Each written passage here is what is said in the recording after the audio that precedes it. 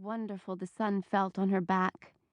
If a storm didn't come roaring in and surprise them all, they'd be able to strip off their woolen undergarments and bask in the freedom of lighter clothing. I think I won't go. You're crazy. Your Moor will never forgive you. The shock on Gunnlaug's face made Ingeborg laugh again. Besides, you know how you love the music and dancing. I know. Whirling around a dance floor did indeed make her feel light as a butterfly. At 5'7", Ingeborg was plenty tall, and not willowy like one of their other cousins. Sturdy and wholesome were two words she frequently heard. But she never lacked for dance partners, since dancing with her made her partners look good too. She sat back on her heels and studied their baskets. Did they have enough? Did your Moor want some of these? No, she sent Hama out to our patch. She thought I was going to help, but I told her Tante Hilda had asked for me. Well, she did, sort of. She said you two girls, and she was looking at us. Right. The two exchanged a look that would do a conspirator proud. When Hilda called again, Ingeborg reluctantly rose to her feet, glancing around at the green carpet with bright yellow suns sprinkled throughout. We pretty well cleaned this patch out, so let's take our bounty up to the house.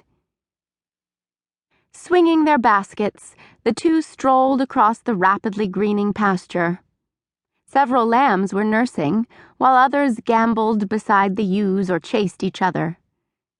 The ewes kept grazing, pretty much ignoring their offspring until one got too near the fence. Then the mother sent out a warning bleat. The lamb scampered back, making the girls look at each other and laugh. Spring lambs could always make them laugh. Their antics were such a delight. Ingeborg clasped her basket handle with both hands and swung it in a circle. I love spring. Me too. Spring, the time of love. You're in love with being in love. Gunnlaug stopped, her face suddenly turning serious. You really think so? She shook her head. I know you don't like Ivar much, but do not fret, my dear cousin. I just don't think he's good enough for you. Surely there's someone more grown up. Ivar is such a mama's boy. Hjalmar, her brother, came running across the pasture. Ingeborg! Moor said to come quick. The gourd baby is on the way, and she's afraid there will be trouble. Ingeborg and Gunnlaug broke into a run. Has Moor left yet? She is waiting for you. Give me your baskets. They handed them off and ran on.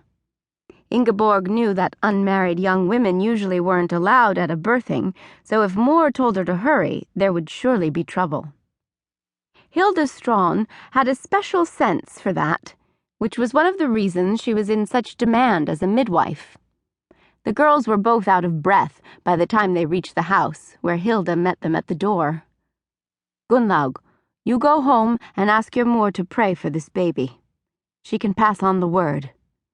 As she spoke, she was shaking her head. Ja, Tante. Gunnlaug set off for home, heading north while Ingeborg and her mother turned south at the road.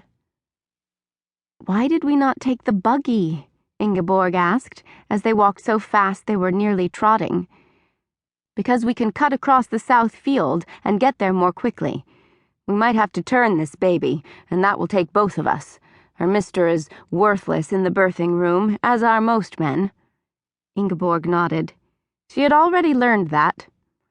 The busier the husband kept, outside preferably, the better for all concerned. What about the children? The Gourds already had 3 youngsters, with the eldest a girl of 6. Her mother had delivered all of them, because their mother was slim-hipped with a definite lack of elasticity. Has she already been in labor for a while? Yeah. She should have sent for me before, but Greta ran over, calling my name, and when I answered her, she turned back to help with the younger ones. She acts so much older than 6, but that's often the case when the mother does poorly. It takes Trude a long time to come back to health.